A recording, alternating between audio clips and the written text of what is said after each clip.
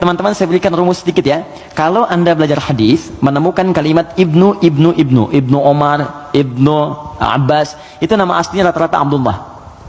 Kenapa dihapuskan nama anaknya dan disebut kemudian nasab ke bapaknya untuk memberikan inspirasi kepada orang tua di masa datang bahwa begini cara mendidik anak seperti Nabi mengajarkannya. Jadi kalau anak itu kemudian beramal, orang tua dapat pahalanya. Ya, teman-teman kenal Ibu Umar bin Khattab? Bagus. Oke, baik. Belum ditulis dah kelihatan kenal Umar bin Khattab, luar biasa. Hari ini spesial. Gak apa-apa, Mas.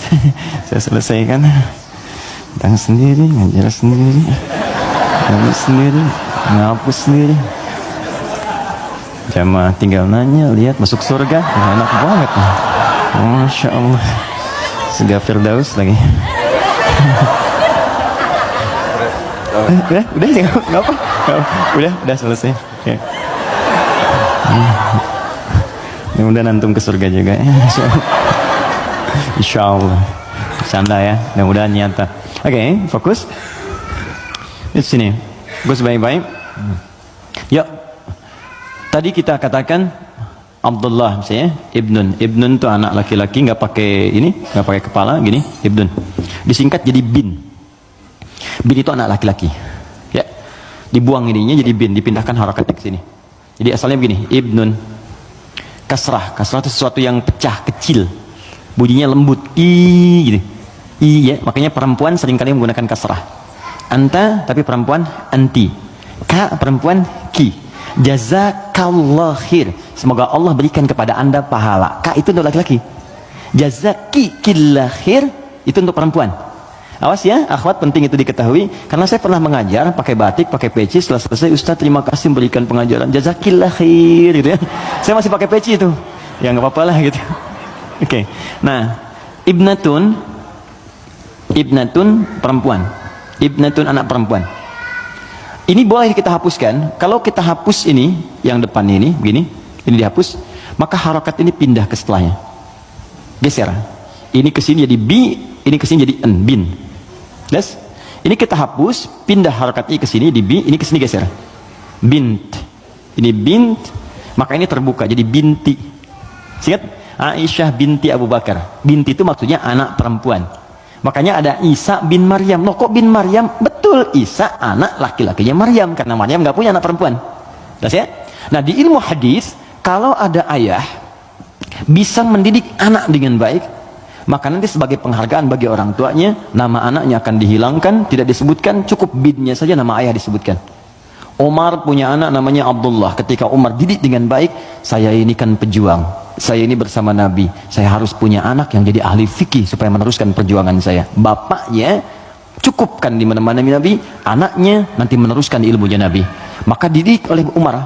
Kalau anda ke Madinah, ini Raudhah, ini masjid yang pertama awal-awal, sekarang karpetnya hijau semua. Kemudian di sini pintu Babus Salam, di sini makam Nabi, di sini mimbar. Ini pintu Baqi, di sini bab Jibril, pintu 46, bab Jibril. Nah, di sini ke sini ke Awali, di sini ada Baqi, di sini rumah istri-istrinya Nabi semua. Di depan pintu Jibril, bab Jibril. Ya, jadi kalau ada Sayyidah Aisyah, kemudian Sayyidah Zainab binti Jahsi, Saudah binti Zam'ah, semua istri Nabi tinggalnya di sini, depan ini persis. Kemudian di sini, ini ada Abu Ayyub Al-Ansari. Umar bikin rumah di sini.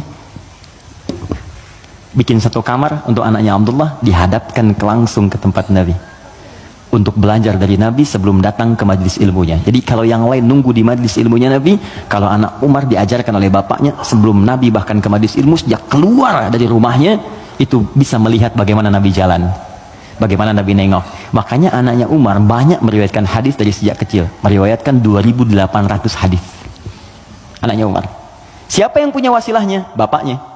Untuk menghargai bapaknya ini, Abdullahnya dihilangkan di sini, maka disebut nama bapaknya Ibnu Umar, Ibnu Umar, Ibnu Umar.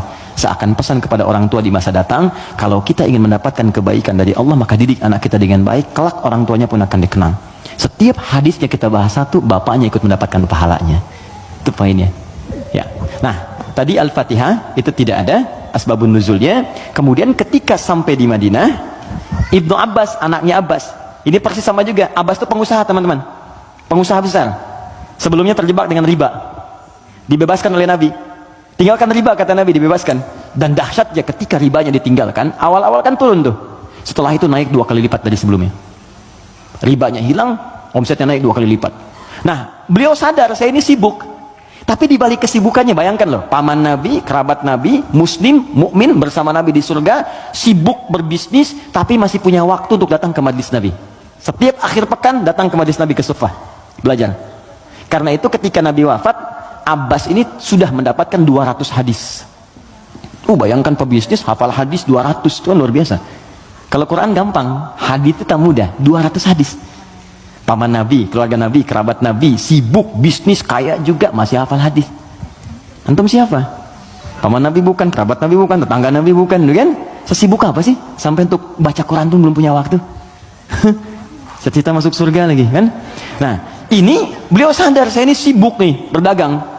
Maka harus ada yang mewarisi ilmu anak saya. Maka anak itu dipetakan, teman-teman begitulah, cucunya atau anaknya, ayo disiapkan. Ini anak pertama Qurannya, anak kedua hadisnya. Nggak apa-apa, kalaupun kelak jadi arsitek yang hafal Quran.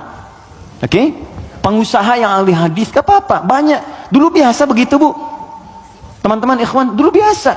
Antum kalau temukan kitab namanya Bidayatul Mujtahid, kitab bagus perbandingan fikih. Itu kitab fikih tuh, tapi yang nulis dokter bedah. Ibnu Rushd namanya, di barat dikenal dengan Averroes. Itu nulis kitab fikih, itu biasa dulu tuh, biasa saja. Nah, Abbas ini menginvestasikan anaknya, namanya Abdullah juga, untuk belajar ke majlis Nabi. Jadi setiap bapaknya berangkat titipin. Ketika Nabi wafat, anak ini usia masih 13 tahun. Bapaknya hafal 200 hadis, anaknya hafal 2000 hadis. Dan kalau anak dititipkan di tempat tertentu, maka habit itu akan membentuk dia untuk berperilaku. Tontonan yang dilihat itu jadi karakternya. Kalau dia yang diperlihatkan yang baik-baik, yang keluar baik, diajarkan kata-kata baik, yang keluar baik. Sekarang ada pendekatan bagus, ini share sebentar. Jadi pendekatan Al-Quran sekarang namanya. Ya, saya juga share dengan teman-teman, termasuk di keluarga kami terapkan.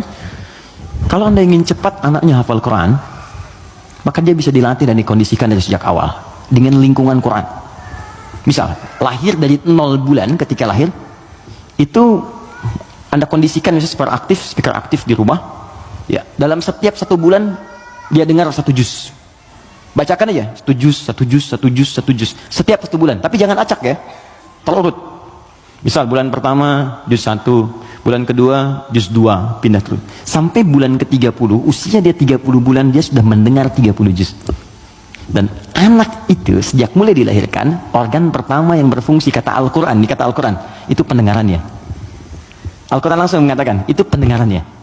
Jadi ketika dia 30 bulan, dia sudah mendengar 30 juz. Itu sepakat dan sudah melalui research di sini, dia hanya butuh 6 bulan untuk menjadi penghafal Quran yang sempurna. Di usia 3 tahun sudah hafal Quran 30 juz. Ini yang diterapkan orang tuanya Fajar. Beliau pengen bacakan sendiri, begitu dikasih ASI, bacain 1 juz.